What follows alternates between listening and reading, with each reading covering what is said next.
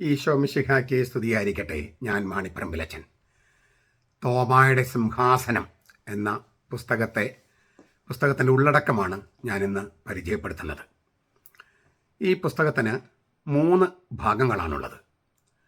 3 ഭാഗങ്ങളായി 7 അധ്യായങ്ങൾ. 7 അധ്യായം എന്ന് പറഞ്ഞാലും മിക്കവാറും അധ്യായങ്ങളെല്ലാം അവസാനത്തെ അധ്യായം ഒഴികെ മറ്റെല്ലാ അധ്യായങ്ങളും സാമാന്യം വലിപ്പമുള്ളതാണ്. മൊത്തം 307 പേജുകളുണ്ട്. ഈ ഒന്നാമത്തെ ഭാഗത്തിൻ്റെ ശീർഷകം ഇങ്ങനെയാണ്: ദാവീദിൻ്റെ സിംഹാസനം. ഈശോ ഇരുന്ന ദാവീദിൻ്റെ സിംഹാസനം, പത്രോസിൻ്റെ സിംഹാസനം, തോമായുടെ സിംഹാസനം എന്നിവ പുതിയ നിയമത്തിൽ എവിടെയൊക്കെയാണ് ഈശോ ഇരുന്ന ദാവീദിൻ്റെ സിംഹാസനത്തെക്കുറിച്ച് പറഞ്ഞിരിക്കുന്നത്, പത്രോസിൻ്റെ സിംഹാസനത്തെക്കുറിച്ച് പറഞ്ഞിരിക്കുന്നത്, പിന്നെ തോമായുടെ സിംഹാസനത്തെക്കുറിച്ച് പറഞ്ഞിരിക്കുന്നത്, തിരുവചനങ്ങളിലെ തെളിവുകൾ. ഇതാണ് ഒന്നാമത്തെ ഭാഗത്തിൻ്റെ ഒരു പൊതു ശീർഷകം. അതിൽ അധ്യായം 1, ഭാഗം 1 അധ്യായം 1 ദാവീദിൻ്റെ സിംഹാസനത്തിൽ ഇരിക്കുന്ന ഈശോ. അപ്പോൾ ഗബ്രിയേൽ മാലാഖ മറിയത്തോട് പറയുന്നുണ്ട്, അവൻ്റെ പിതാവായ ദാവീദിൻ്റെ സിംഹാസനം അവൻ്റെ പിതാവ് അവന് കൊടുക്കും. അപ്പോൾ ദൈവപിതാവ് പുത്രൻ തമ്പുരാന് ദാവീദിന് സിംഹാസനം കൊടുക്കും. അപ്പോൾ അത് എപ്പോഴാണ് കൊടുത്തത്, എവിടെയാണ് ഇരുന്നത്, എങ്ങനെയാണ് ഇരുന്നത്, എന്താണ് എൻ്റെ അർത്ഥം, അത്തരം കാര്യങ്ങളൊക്കെയാണ് ഈ തോമായുടെ സിംഹാസനം നമ്മൾ പഠിക്കുമ്പോൾ ആദ്യം നോക്കേണ്ടത് ഈശോയുടെ സിംഹാസനം. ഈശോയുടെ സിംഹാസനത്തിൽ പറയുന്ന പേരാണ് ദാവീദിൻ്റെ സിംഹാസനം, ദാവീദിൻ്റെ പുത്രനായ ഈശോ ഇരിക്കുന്ന സിംഹാസനം. അതുപോലെ തന്നെ ചർച്ച ചെയ്യേണ്ടതാണ് പത്രോസിൻ്റെ സിംഹാസനം.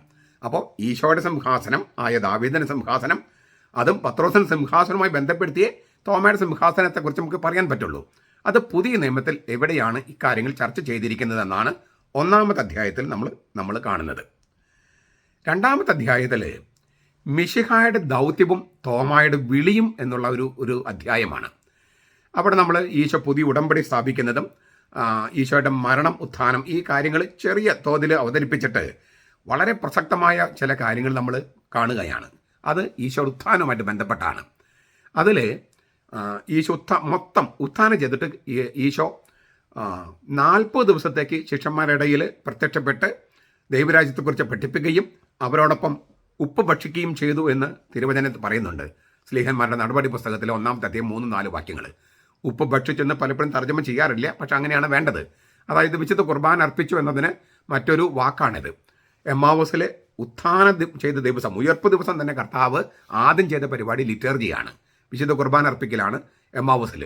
അത് 40 ദിവസത്തേക്ക് ആവർത്തിച്ചു എന്നാണ് സ്ലീഹന്മാർ നടപടി പുസ്തകം 1-3 അധ്യായം 3 മുതൽ 4 വരെ വാക്യങ്ങൾ.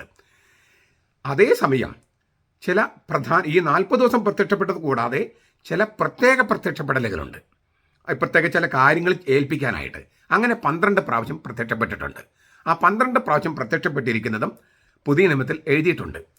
ഉയർപ്പ് ദിവസം രാവിലെ, ഉയർപ്പ് ദിവസം ഉച്ച കഴിഞ്ഞ് സന്ധ്യയ്ക്ക്, പിന്നെ പുതു ഞായറാഴ്ച, പിന്നെ ഗലീലിലെ പ്രത്യക്ഷപ്പെടലുകൾ, പിന്നെ വീണ്ടും ജെറൂസലത്ത്, അങ്ങനെ 12 പ്രത്യക്ഷപ്പെടൽ. ഈ 12 പ്രത്യക്ഷപ്പെടലുകളിൽ 7ാമത്തെ പ്രത്യക്ഷപ്പെടൽ 8-ാം ദിവസം, ഉയർപ്പ് കഴിഞ്ഞിട്ട് 8-ാം ദിവസം 7ാമത്തെ പ്രത്യക്ഷപ്പെടൽ. ഇതേക്കുറിച്ച് ഞാൻ വിശദമായിട്ട് നാളെ പറയാം. ഈ 7ഉം 8ഉം അതിൻ്റെ പ്രാധാന്യം എന്ത്. 7ാമത്തെ പ്രത്യക്ഷപ്പെടൽ പക്ഷേ 8-ാം ദിവസമാണ്. അതേക്കുറിച്ച് ഞാൻ നാളെ സൂചിപ്പിക്കാം. എന്താണ് അതൊക്കെ നമ്മൾ ചർച്ച ചെയ്തിട്ടുണ്ട്, പക്ഷേ ഇപ്പോൾ ഞാൻ ഇന്ന് ഉള്ളടക്കം പറഞ്ഞു പോകുന്നത് കൊണ്ട് അതിലേക്ക് കടക്കുന്നില്ല. അപ്പോൾ ഈ ഉത്ഥാനവുമായിട്ട് ബന്ധപ്പെട്ട് തോമാസ് ലീഹായ്ക്ക് പ്രത്യക്ഷപ്പെടുന്ന 7ാമത്തെ പ്രത്യക്ഷപ്പെടൽ, അതിൻ്റെ പ്രാധാന്യം കാണിക്കാൻ വേണ്ടിയാണ് അത് സൂചിപ്പിച്ച് പോകുന്നത്. അത് കഴിഞ്ഞ് പിന്നെ തോമാസ് ലീഹ പുതിയ ഉടമ്പടിയിൽ, 3-ാമത്തെ അധ്യായം, തോമാസ് ലീഹ പുതിയ ഉടമ്പടിയിൽ, യേശു സ്ഥാപിച്ച പുതിയ ഉടമ്പടിയിൽ തോമാസ് ലീഹയുടെ റോൾ എന്ത്, അതാണ് നമ്മൾ ഈ 1-ാമത്തെ ഭാഗത്തിൽ 3-ാമത്തെ അധ്യായത്തിൽ ചർച്ച ചെയ്യുന്നത്. അതിൽ തന്നെ ഈ സമാന്തര സുവിശേഷങ്ങളിൽ തോമാസ് ലീഹയുടെ റോള് പറയുന്നുണ്ട്. പിന്നെ തോമാസ് ലീഹായുടെ റോള് 4-ാമത്തെ സുവിശേഷത്തിൽ പറയുന്നുണ്ട്. അതിനകത്ത് നമ്മൾ ചോദിക്കുന്ന 2 പ്രധാനപ്പെട്ട ചോദ്യങ്ങൾ ഞാൻ പറയാം.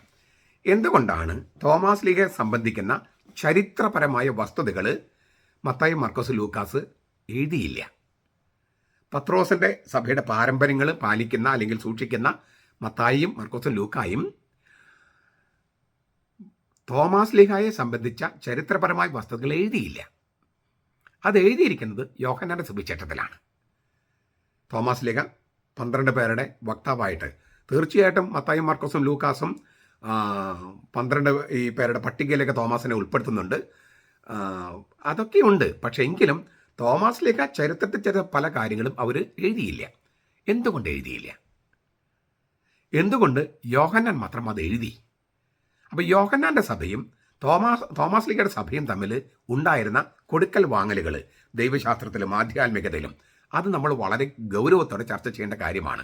അപ്പോൾ അതാണ് ഞാൻ ചർച്ച ചെയ്യുന്ന കാര്യങ്ങളിൽ ഒന്ന്. പിന്നെ അതേക്കുറിച്ച് നമ്മൾ മറ്റൊരു ദിവസം നമുക്ക് നാളെയോ അങ്ങനെ നമുക്ക് ചർച്ച ചെയ്യാം. ഈ 4-ാമത്തെ സുവിശേഷത്തിൽ തോമാസ് ലീഗയെക്കുറിച്ച് പറയുമ്പോൾ പലപ്പോഴും നമ്മൾ 3 രംഗങ്ങളിൽ അവസാനിപ്പിച്ച് വിടും. ഒന്ന്, ലാസറിൻ്റെ മരണവുമായിട്ട് ബന്ധപ്പെട്ട് നമുക്ക് അവനോട് കൂടി പോയി മരിക്കാം, അല്ലെങ്കിൽ മരിക്കാൻ വേണ്ടി നമുക്ക് അവനോട് കൂടി പോകാമെന്ന് പറയുന്നത്, അല്ലെങ്കിൽ കർത്താവ് ഇന്ന് എവിടേക്ക് പോകുന്നു, പിന്നെ വഴി അങ്ങനെ അറിയും എന്നൊക്കെ ചോദിക്കുന്ന രംഗം, പിന്നെ ഈ പുതുഞായറാഴ്ച സംഭവിച്ചത്. ഇത് കൂടാതെ ഒരുപാട് വേറെ രംഗങ്ങളുണ്ട് വാസ്തവത്തിൽ. അല്ലെങ്കിൽ ഈ രംഗങ്ങളിൽ തന്നെ നമുക്ക് നമ്മൾ അറിയാത്ത ചില കാര്യങ്ങൾ തോമാസ് ലീഗയെക്കുറിച്ച് അവിടെ പുതിയ നിയമത്തിലുണ്ട്. അതുപോലെ ഇത് കൂടാതെ മറ്റു ചില രംഗങ്ങളും സുവിശേഷത്തിലുണ്ട്, യോഹന്നാന്റെ സുവിശേഷത്തിലുണ്ട്, വളരെ പ്രസക്തമായത്. അത് പലപ്പോഴും നമ്മുടെ കണ്ണിപ്പെടാറില്ല. അപ്പോൾ അതേക്കുറിച്ചൊക്കെ നമുക്ക് നാളെ ഞാനൊന്ന് വിശദീകരിക്കാം. എൻ്റെ പുസ്തകത്തിൻ്റെ പുതുമ, അല്ലെങ്കിൽ ഇതുവരെ നിങ്ങൾ കാണുകയും കേൾക്കുകയും ചെയ്യാത്ത പല കാര്യങ്ങളും ഉണ്ട് എന്ന് വെളിപ്പെടുത്താൻ വേണ്ടിയാണ് ഞാൻ സൂചിപ്പിക്കുന്നത്. അത് കഴിഞ്ഞ് ഈ പുസ്തകത്തിൻ്റെ 4-ാമത്തെ അധ്യായത്തിൽ, 4-ാമത്തെ അധ്യായത്തിൽ അത് വളരെ എൻ്റെ തനത് സംഭാവന എന്ന് പറയാവുന്ന സംഗതിയാണ്. നേരത്തെ പറഞ്ഞതിനകത്തും കുറച്ചുണ്ട്. ഈ കത്തോലിക്ക സഭ, തിരുസഭ എന്ന് പറയുന്നത് 24 വ്യക്തിഗത സഭകളുടെ കൂട്ടായ്മയാണ് ഇപ്പോൾ. ഈ 24 എന്നുള്ളത് കുറച്ച് വർഷങ്ങൾക്ക് മുമ്പ് 21 അതിങ്ങനെ കൂടിക്കൊണ്ടിരിക്കാം. അതായത് കത്തോലിക്ക സഭ, ആ കമ്മ്യൂണിനുള്ള ആ സഭ എന്ന് പറയുന്നത് വ്യക്തിഗത സഭകളുടെ അല്ലെങ്കിൽ സ്വയാധികാര സഭകളുടെ കൂട്ടായ്മയാണ്. ഇത് സഭ കണ്ടെത്തിയതാണോ, വെറുതെ കണ്ടെത്തിയതാണോ, അതോ പുതിയ നിയമത്തിൽ തെളിവുകളുണ്ടോ? ഇതേക്കുറിച്ച് വെള്ളാനിക്കലസിൻ്റെ ഒരു പുസ്തകമുണ്ട്. ഞാനത് കണ്ടിട്ട് വായിച്ചിട്ടില്ല, എങ്കിലും ഒരു പുസ്തകമുണ്ട്. അതേക്കുറിച്ച് അവതാരികയിൽ ആലഞ്ചേരി പിതാവ് പറഞ്ഞിട്ടുണ്ട്. ഞാൻ വേറൊരു തരത്തിൽ പുതിയ നിയമത്തിൽ സഭ വ്യക്തിഗത സഭകളുടെ കൂട്ടായ്മയാണെന്നുള്ള കാര്യം ബൈബിളിൽ പുതിയ നിയമത്തിൽ ആവിഷ്കരിച്ചിരിക്കുന്നത്, തിരുവചനങ്ങൾ അടിസ്ഥാനത്തിൽ ആവിഷ്കരിച്ചിരിക്കുന്നത് ഞാൻ വെളിപ്പെടുത്തുകയാണ്. അതിൻ്റെ വ്യാഖ്യാനമാണ്. എൻ്റെ ഡോക്ടറൽ തീസിസ് ഇതുമായിട്ട് ബന്ധപ്പെട്ടതാണ്. അപ്പോൾ യോഹന്നാന്റെ സുവിശേഷത്തിൽ സഭ എന്ന് പറയുന്നത് വ്യക്തിഗത സഭകളുടെ കൂട്ടായ്മയാണ് എന്നതിൻ്റെ ഒരു തീർത്തും അതുല്യമായിട്ടുള്ള എൻ്റെ ഒരു സംഭാവന എന്ന് പറയുന്ന തരത്തിലൊരു വ്യാഖ്യാനമാണ്. ഇംഗ്ലീഷിൽ എൻ്റെ ഡോക്ടറൽ തീസിസ് ഉണ്ട്, വൈ ആർ ഈ സ്പീക്കിംഗ് വിത്ത് എ വുമൺ എന്നാണ് അതിൻ്റെ ടൈറ്റിൽ. അത് എളുപ്പം വായിച്ച് മനസ്സിലാക്കാൻ സാധിക്കില്ല, കാരണം നല്ല ഡോക്ടറൽ തീസിസ് എന്ന് പറഞ്ഞാൽ അറിയാലോ, കട്ടിയാണ്. പക്ഷേ അത് തന്നെ വളരെ സാധാരണക്കാർക്ക് മനസ്സിലാക്കുന്ന തരത്തിൽ അതിൻ്റെ സാങ്കേതികത്വമൊക്കെ മാറ്റി അതിലത്തെ ഒരു അധ്യായം മാത്രമാണ് ഞാനിവിടെ സൂചിപ്പിക്കുന്നത്. ഇത് ആർക്കും വായിച്ച് മനസ്സിലാക്കാവുന്ന കാര്യങ്ങളാണ്. പക്ഷേ നമ്മൾ പലപ്പോഴും ആരെങ്കിലും വ്യാഖ്യാനിച്ച് തരാതെ തിരുവചനം മനസ്സിലാകില്ല. അത് നമ്മുടെ എത്യോപ്യയിലെ ധനകാര്യ വകുപ്പ് മന്ത്രി പറഞ്ഞല്ലോ, എത്യോപ്യ രാജ്ഞിയുടെ ധനകാര്യ വകുപ്പ് മന്ത്രി പീലിപ്പോസിനോട് പറഞ്ഞു, ആരെങ്കിലും വ്യാഖ്യാനിച്ച് തരാതെ എങ്ങനെ മനസ്സിലാകും? വചനത്തിൽ ഈ സത്യം ഇങ്ങനെ ഒളിഞ്ഞു കിടക്കുകയാണ്. അപ്പോൾ നമ്മൾ ഇങ്ങനെ ഡിഗ് ചെയ്ത് അങ്ങനെയാണ് നമ്മൾ കണ്ടെത്തുന്നത്. അപ്പോൾ അത് കണ്ടെത്തിയിരിക്കുന്ന സംഗതിയാണ് ഈ സഭകളുടെ കൂട്ടായ്മയാണ്, തിരുസഭ വ്യക്തിഗത സഭകളുടെ കൂട്ടായ്മയാണെന്ന് പുതിയ നിയമത്തിൽ ആവിഷ്കരിച്ചിരിക്കുന്ന കാര്യത്തിൻ്റെ വ്യാഖ്യാനമാണ് അതിൽ 4-ാമത്തെ അധ്യായം. പിന്നെ ഭാഗം 2, ഈ പുസ്തകത്തിൻ്റെ ഭാഗം 2, തോമാസ് ലീഗയുടെ പ്രേക്ഷിത ദൗത്യം ഉത്തരേന്ത്യയിലും ദക്ഷിണേന്ത്യയിലും. അതിൻ്റെ ഭൗതിക തെളിവുകളാണ് നമ്മൾ ചർച്ച ചെയ്യുന്നത്. എല്ലാവരും ചോദിക്കുന്നത് എവിടെയും ഭൗതിക തെളിവുകളുണ്ടോ? ഭൗതിക തെളിവുകൾ അത് നമ്മൾ ചർച്ച ചെയ്യുന്നത്. ഈ തോമാസ് ലീഗയുടെ പ്രേക്ഷിത ദൗത്യം, ഉത്തരേന്ത്യയിലെ ദൗത്യം കഴിഞ്ഞിട്ട് അതിൻ്റെയൊക്കെ തെളിവുകൾ അവതരിപ്പിച്ചിട്ട് ഞാൻ വീഡിയോസിലൊക്കെ പറഞ്ഞിട്ടുണ്ട്. തോമാസ് ലീഗ ജെറൂസലമിലേക്ക് തിരിച്ചു പോയി, മറിയത്തിൻ്റെ ജെറൂസലം സൂനോദസിൽ പങ്കെടുക്കാനും പിന്നെ മറിയത്തിൻ്റെ കബറടക്കം അതുമായിട്ട് ബന്ധപ്പെട്ട കുറേ സംഗതികൾ, അതേക്കുറിച്ച് കുറേ സൂചനകൾ, പുതിയ കുറച്ചുകൂടി തെളിവുകൾ ഞാൻ അവതരിപ്പിക്കുകയാണ് ഇതിൽ. അതായത് തോമാസ് ലീഗ പാലസ്തീനിലേക്ക് തിരിച്ചുപോയി, ജെറൂസലം സൂനോദസിൽ പങ്കെടുക്കാൻ. അത് കഴിഞ്ഞിട്ട് 2-ാമത്തെ വരവ് ആണ് ദക്ഷിണേന്ത്യയിലേക്ക്, പ്രത്യേകിച്ച് കേരളത്തിലേക്ക്. അതിൻ്റെ ഭൗതിക തെളിവുകളാണ് ഈ 2-ാമത്തെ ഭാഗത്ത് അവതരിപ്പിക്കുന്നത്, തോമാസ് ലീഗയുടെ ഇന്ത്യ ദൗത്യം എന്നുള്ള 5-ാമത്തെ ചാപ്റ്ററിനകത്ത്. അത് കഴിഞ്ഞിട്ട് ഭാഗം 3ലേക്ക് കടക്കുകയാണ്. ഈ പുസ്തകത്തിൻ്റെ ഭാഗം 3, തോമായുടെ സിംഹാസനം ശ്ലൈഹിക പിന്തുടർച്ച. അതാണ് ഇതിനകത്ത് നമ്മൾ ചർച്ച ചെയ്യുന്നത്. അത് തോമായുടെ സിംഹാസനം അലങ്കരിച്ചവരെ കുറിച്ചാണ്. അപ്പോൾ അതിൻ്റെ ഈ കിഴക്കിൻ്റെ സഭയും സുറിയാനി സഭയും പാത്രകളിൽ സിംഹാസനങ്ങൾ, തോമായുടെ സിംഹാസനത്തിൽ ഇരുന്നവർ ശ്ലൈഹിക കാലയളവിൽ, പിന്നെ 2-3 നൂറ്റാണ്ടുകളിൽ, പിന്നെ നിക്ക സുഗനദോസിൻ്റെ കാലത്ത്, പിന്നെ സെലൂക്യ സ്റ്റെഫൻ പാത്രിയാർക്കിൻ്റെ കീഴിൽ ഇന്ത്യയിലെ സഭയ്ക്ക് സ്ഥിരം മെത്രമാരെ ലഭിച്ച കാലയളവ്, പിന്നെ കൽദായ കത്തോലിക്ക മെത്രമാരുടെ കാലം, കൂനൻകുടി സത്യത്തിൻ്റെ കാലം, ഇന്ത്യയിൽ സഭയുടെ പുനരൈക്യ ശ്രമം, പിന്നെ പൗരസ്ത്യ സുറിയാനി വികാരിയത്തിന് കീഴിൽ, പിന്നെ സീറോ മലബാർ മേജർ ആർക്കി എപ്പിസ്കോപ്പൽ സഭ, ഇങ്ങനെ പറഞ്ഞതിൻ്റെ കിട്ടാവുന്ന രേഖകളൊക്കെ വെച്ചിട്ട് അതെല്ലാം വെച്ചിട്ടുള്ള തോമായുടെ സിംഹാസനം അലങ്കരിച്ചവരുടെ ഒരു പട്ടിക. പക്ഷെ അതിൽ വ്യാഖ്യാനത്തോടു കൂടി പട്ടികയാണ്. അപ്പോഴാണ് നിങ്ങൾക്ക് കാര്യങ്ങൾ പലപ്പോഴും മനസ്സിലാകുക. അതിൻ്റെ ഒരു പേരുകൾ മാത്രം കൊടുത്തിരിക്കുന്നതാണ് ഏറ്റവും അവസാനത്തെ അധ്യായത്തിൽ. ഈ സ്ഥാനം അലങ്കരിച്ചവരുടെ പേരുകൾ മാത്രം. അവരെക്കുറിച്ചുള്ള വ്യാഖ്യാനങ്ങൾ 6-ാമത്തെ അധ്യായത്തിലുണ്ട്. പട്ടിക മാത്രമാണ് 7-ാമത്തെ അധ്യായത്തിൽ. അപ്പോൾ ആദ്യം നമ്മൾ ദൈവശാസ്ത്രപരമായിട്ടുള്ള തോമസ്ലിയുമായിട്ട് ബന്ധപ്പെട്ട ദൈവശാസ്ത്രപരമായ കാര്യങ്ങൾ, രണ്ടാമത് ദൈവശാസ്ത്രവും സഭാശാസ്ത്രവും, രണ്ടാമത് ചരിത്രം, തോമസ്ലിയുടെ ഇന്ത്യ ദൗത്യത്തിൻ്റെ ചരിത്രം, മൂന്നാമത്തത് അതിൻ്റെ ഈ ഹൈറാർക്കി, ആ ഹൈറാർക്കിയിൽ ഇരുന്നിട്ടുള്ളവർ.